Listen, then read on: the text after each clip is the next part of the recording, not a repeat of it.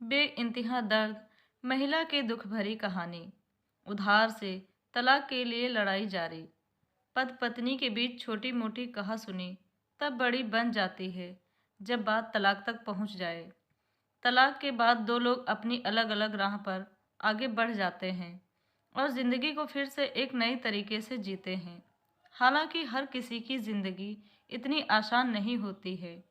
एक महिला ने रिलेशनशिप पोर्टल पर बताया है कि किस तरह पति से अलग होने का फैसला उस पर भारी पड़ा है और उसका एक्स हस्बैंड किस किस तरह से उसे प्रताड़ित कर रहा है। महिला ने लिखा है, मेरे पति का नाम कुर्त है और उसे हमेशा से बहुत ज़्यादा गुस्सा आता था। अगर उसे कोई चीज़ पसंद नहीं आती थी तो इसका पता उसके आसपास मौजूद हर किसी को चल जाता था। हालांकि वो मस्ती मजाक भी बहुत करता था और उसकी इस आदत के पीछे मैं उसके गुस्से को नज़रअंदाज कर देती थी। हमने 18 महीने तक एक दूसरे को डेट करने के बाद शादी की थी। शादी के 2 साल होने तक मेरे 2 बच्चे हो गए थे। जैसे जैसे समय बीतता जा रहा था मैं अपने पति का कोई और ही रूप देखती जा रही थी। वो पहले से ज़्यादा चिड़चिड़ा और गुस्सैल हो गया था।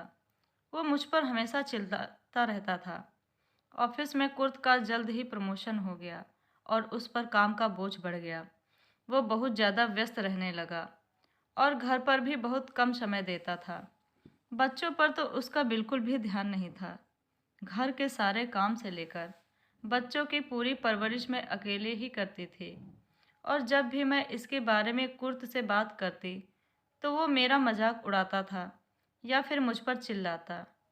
कभी कभी वो कहता था कि मैं और कर भी क्या सकती हूँ, अगर तलाक देना चाहती हूँ तो वो भी करके देख लूँ।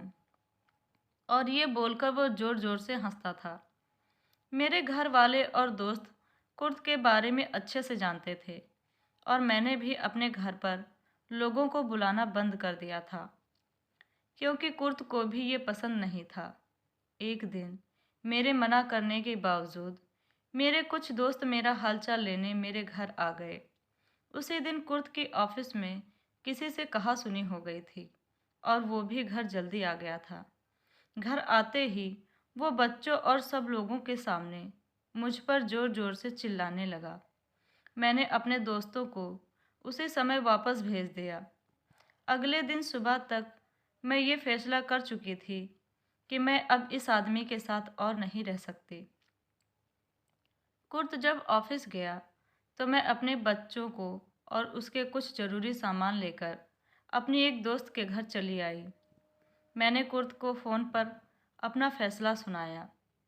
पहले तो वो ज़ोर ज़ोर से हंसा, उसके बाद वो मुझे धमकाने लगा। उसने कहा कि मैं अपनी ज़िंदगी के कुछ दिन एंजॉय कर लूँ क्योंकि ये मेरे बच्चों के साथ आखिरी दिन है।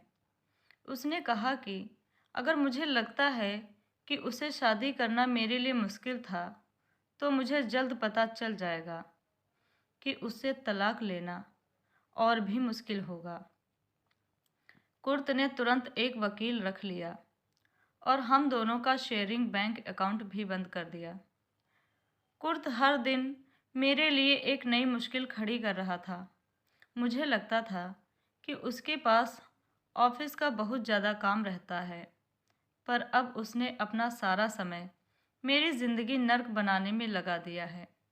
हम दोनों के बीच अब एक लड़ाई शुरू हो चुकी है। तलाक के लिए चल रहे कानूनी लड़ाई जारी रखने के लिए मुझे अपने परिवार और दोस्तों पर बहुत अधिक निर्भर रहना पड़ रहा है। हाल में मैंने अपने पेरेंट्स से एक बहुत बड़ी रकम उधार ली है ताकि मैं कानूनी बिल चुका सकूं। अब वो मेरे बच्चों को मुझसे दूर करने की कोशिशों में लगा है। वो उन्हें बीच रास्ते में रोक कर गिफ्ट देता है, उन्हें पढ़ने नहीं देता है, हमेशा बाहर खाना खिलाने के लिए ले जाता है।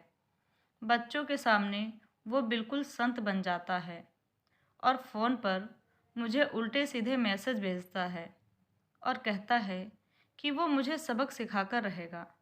पता नहीं एक्स हस्बैंड के साथ ये लड़ाई कहाँ जाकर ख़त्म होगी और कब मैं आधिकारिक तौर पर उससे अलग हो पाऊंगी। कुर्द का सलाह देते हुए एक डिवोर्स कोच ने लिखा है, आपसी सहमत की तुलना में लड़ाई झगड़े और दुश्मनी में लिए जाने वाले तलाक हमेशा महंगे होते हैं और इसके कई नुकसान भी उठाने पड़ते हैं। ऐसे केस में अकेले तलाक का फैसला लेने से पहले खुद को आर्थिक रूप से सुरक्षित कर लेना चाहिए। दोस्तों और परिवार के लोगों को भरोसे में लेकर और उनसे बातचीत करने के बाद ही कोई कदम उठाना चाहिए। अपने ईमेल अकाउंट और पासवर्ड सब कुछ बदल लेना चाहिए। रिश्ते से बाहर निकलने के लिए पार्टनर के साथ बैठकर अच्छे से एक एक मुद्दे पर बात करना ज़्यादा सही रहता है।